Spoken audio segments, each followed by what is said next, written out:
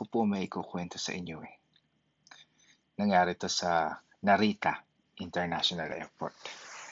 Di siyempre, 'pag sinabi nating Japan high-tech, sobrang high-tech.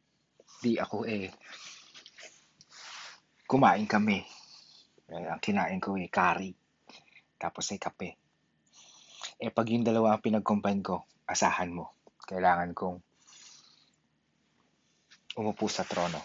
So ngayon, papasok ako sa trono, sa cubicle o sa toilet. Tapos binati ako ng janitor. Sabi ng janitor, "Arigatou gozaimasu." Ako naman, siyempre, "Good morning." Tapos sabi niya, siguro napansin niya na hindi ako hapon. So, ang ginawa niya, kinausap niya ako, "Where are you going?" Tagalogin ko na lang kasi kahit ako hindi ko naintindihan yung English niya. Sabi niya, "Where are you going? What are you going to do?" Tapos, ako naman sabi ko, "I need to go to one of the cubicles." Okay, ganun. Tapos, sabi niya, siguro para ma-orient niya ako doon sa toilet nila, sabi niya, there are four, Tagalogin ko na lang, may 4 na butones, sabi niya. May 4 na pindutan. Pula, asul, berde, tsaka itim, sabi niya. Tapos, sabi niya, pag pinindot mo yung pula, magpa-flash. Pag pinindot mo yung berde,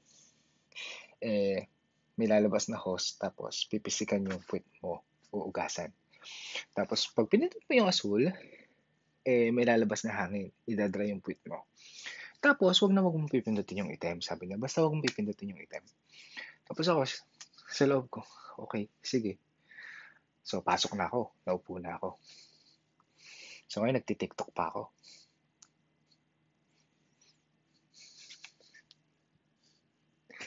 Tapos, natapos na ako. Pinindot ko ngayon si pula. Nag-flash. Tapos, pinindot ko yung berde. May lumabas na hose na yung bidet o bidet, kung tawagin. Tapos, nagpisik ng tubig. Nugasan yung puwet ko. Tapos, pinindot ko yung asul.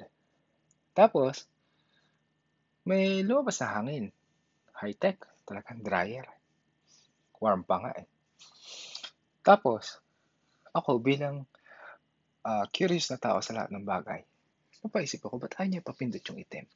So ngayon, pinindot ko yung itim. Bah! May lumabas na kamay, nilabas na nilabas yung itlog ko. Bastos. Di ako itong tuwa.